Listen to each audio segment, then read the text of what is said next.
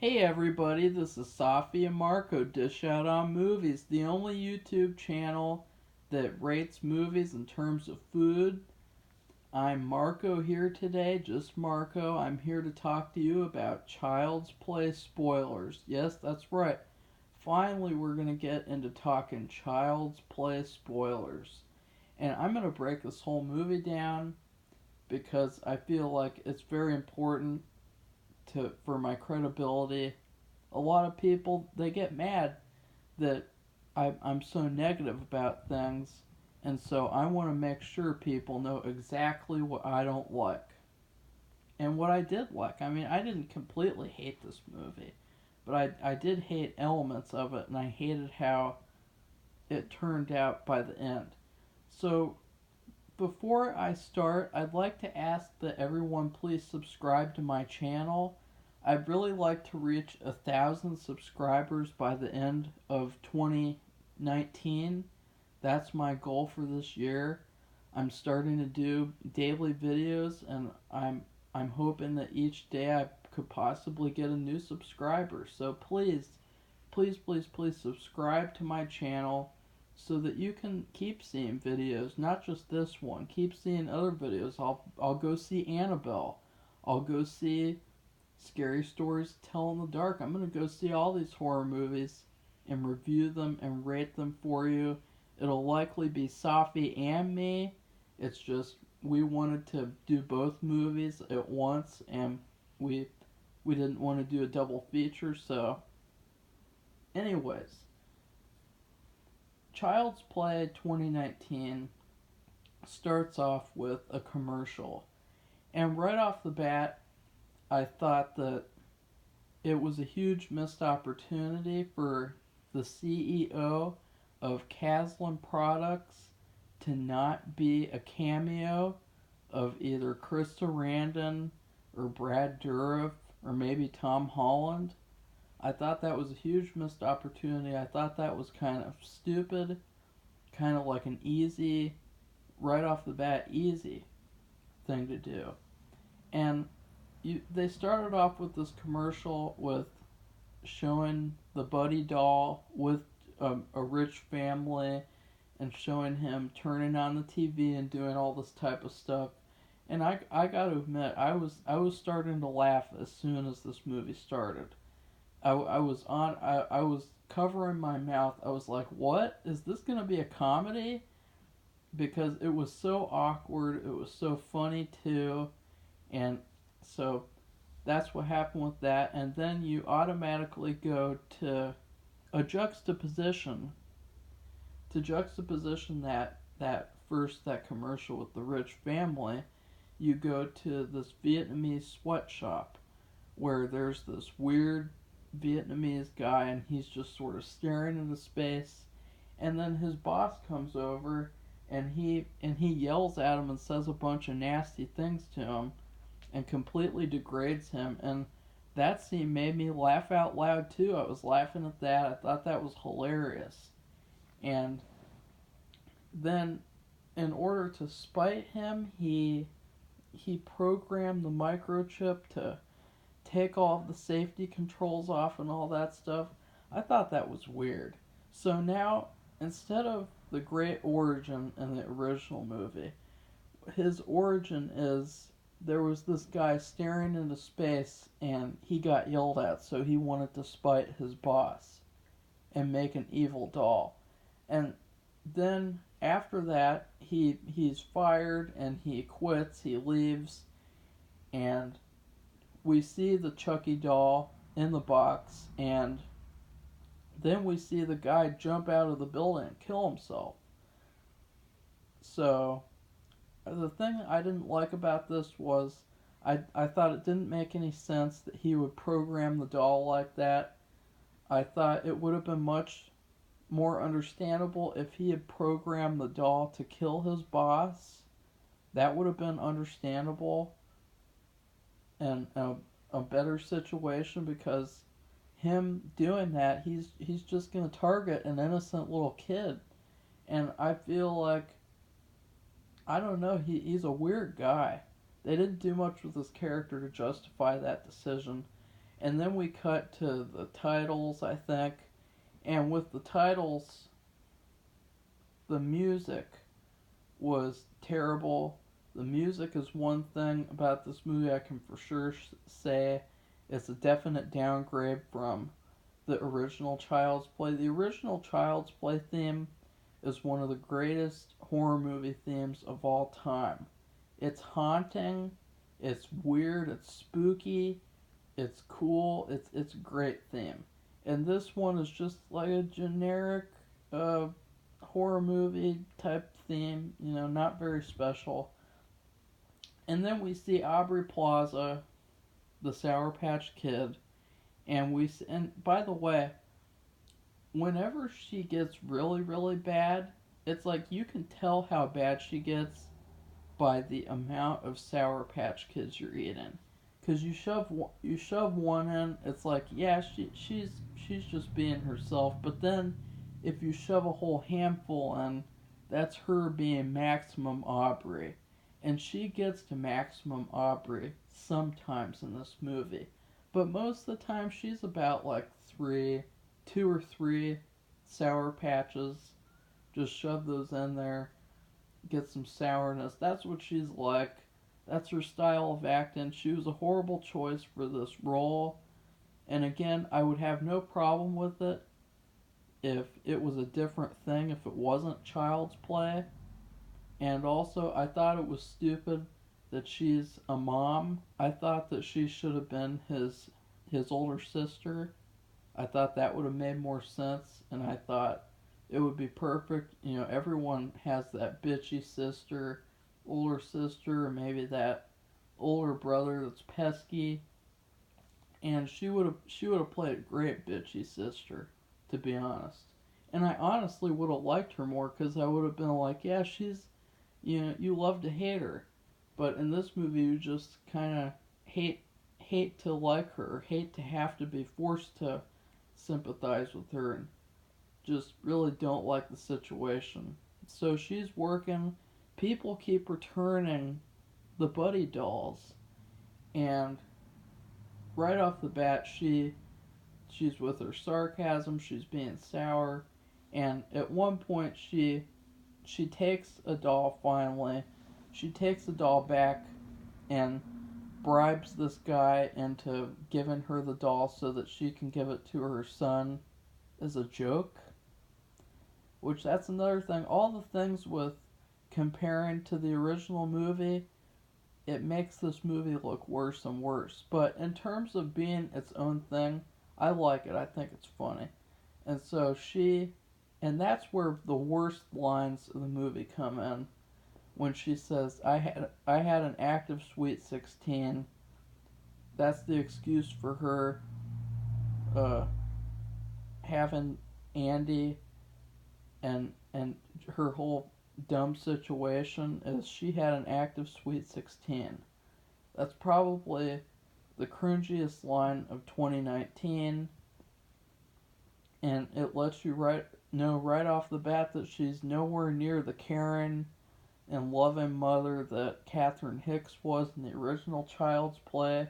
She's a different animal, or in this case, a Sour Patch Kid.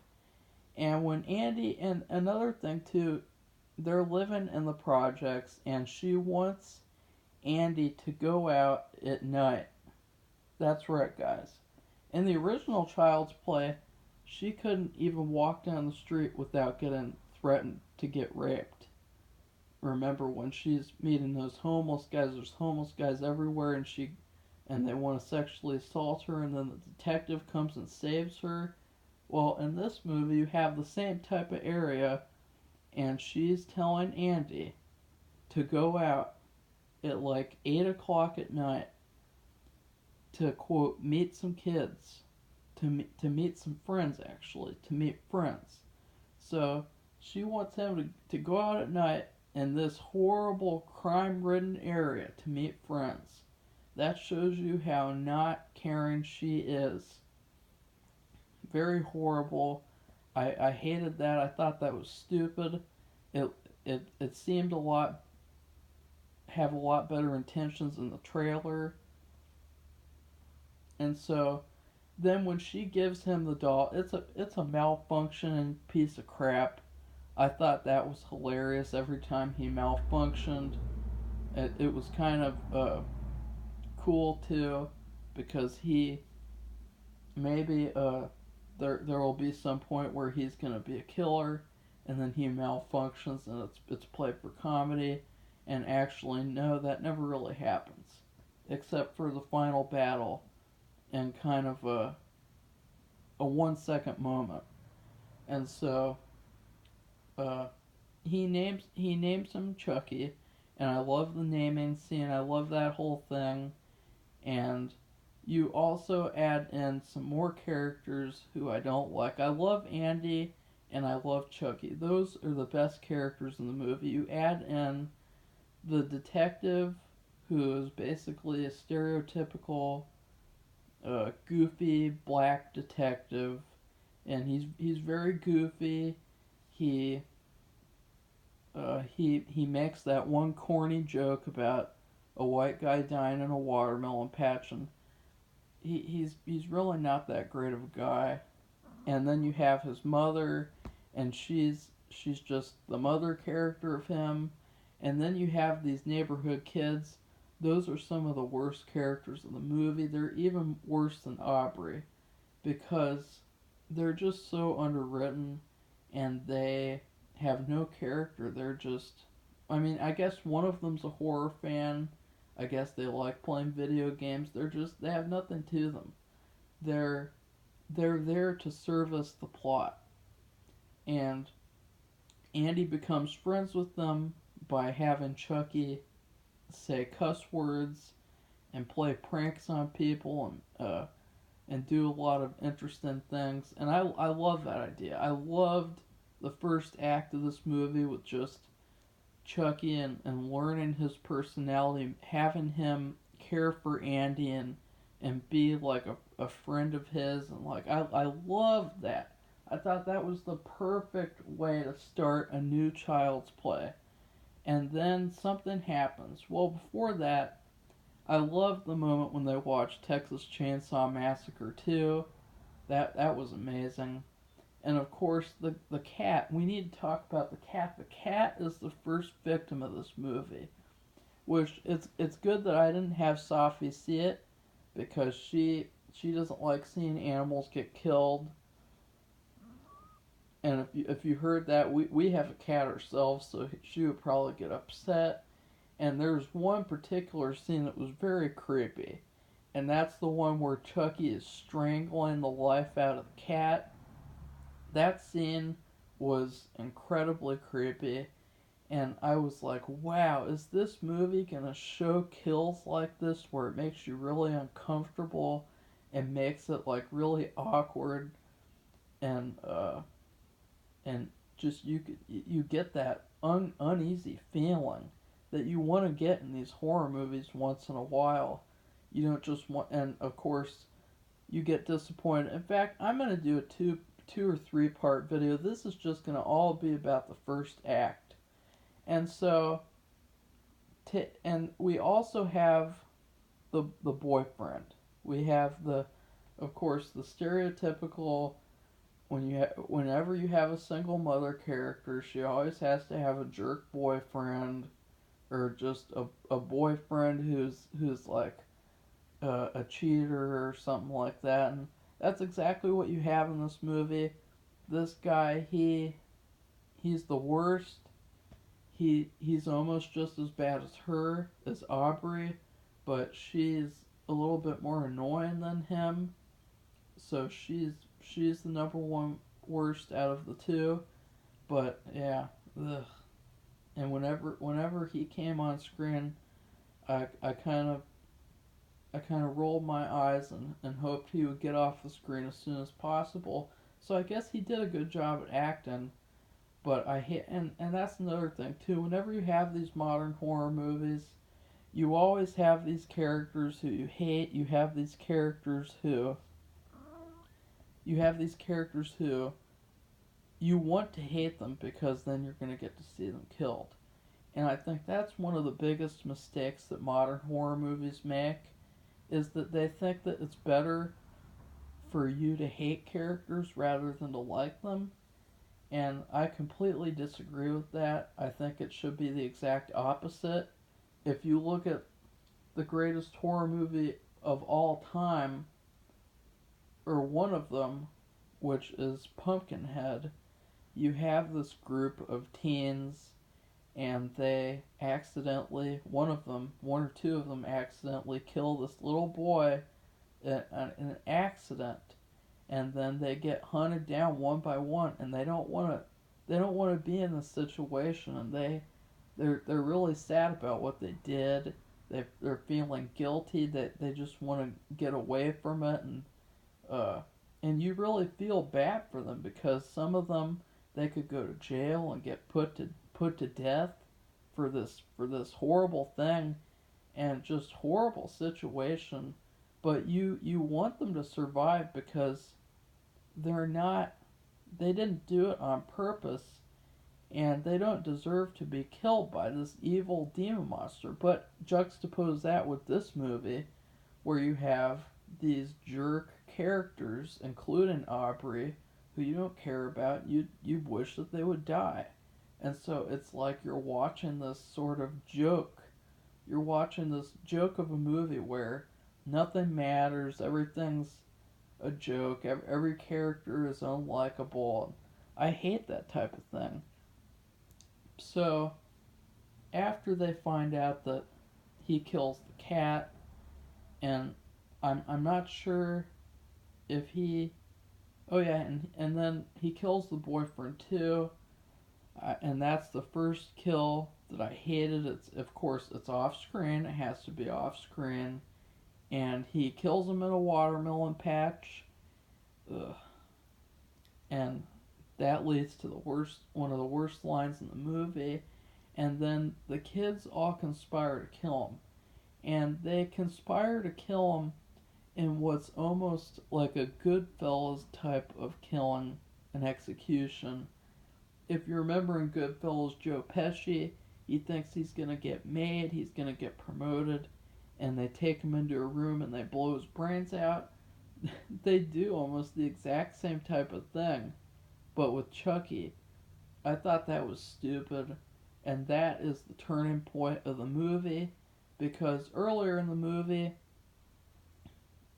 Andy is gifted that boyfriend's peeled off face on top of a watermelon, and he wraps it up in wrapping paper and wants to throw it away. And he's caught in the act by his mom, and there's this whole situation created, which I'll talk about in the second part. But you compare that with then they execute Chucky like a real person, and then they wrap him up in a bed sheet and tie him up like an actual person, like I saw in Jeepers Creepers. And so you're thinking, like, what?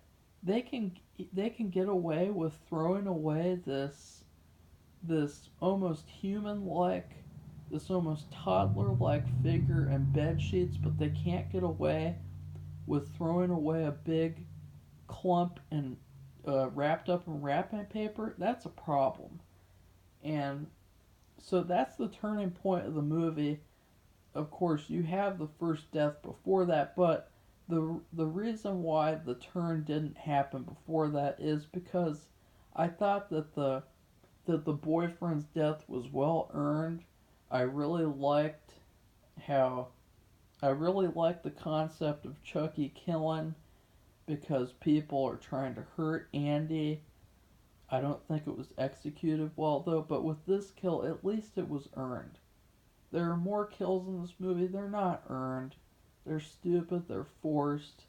You don't care about the people who are dying. Everything's a joke. Jump scare, jump scare, jump scare. And we'll get to all that in part 2 of this video. So please let me know what you think in the comments. Let me know what you thought about the first act of Child's Play 2019.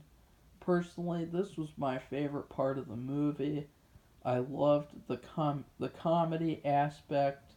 I thought that Chucky, even though he's a robot, he's more of a character than Brad Dourif's Chucky. And I say that with all due respect because Child's Play is one of my top 5 favorite horror movies. But I feel like the biggest problem with the Child's Play series is that the first one is a masterpiece and then the rest are kind of mediocre.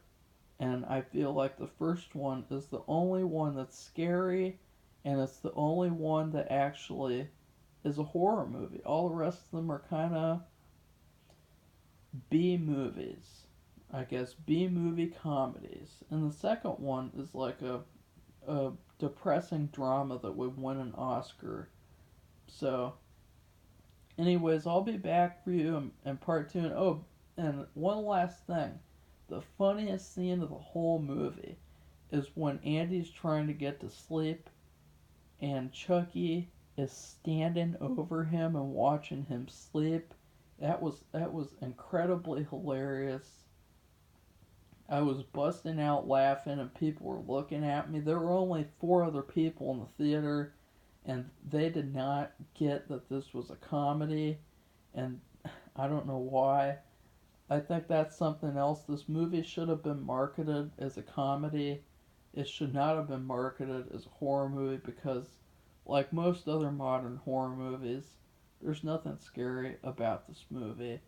And the first act, especially, it's basically laughter all the way through until you get the turn.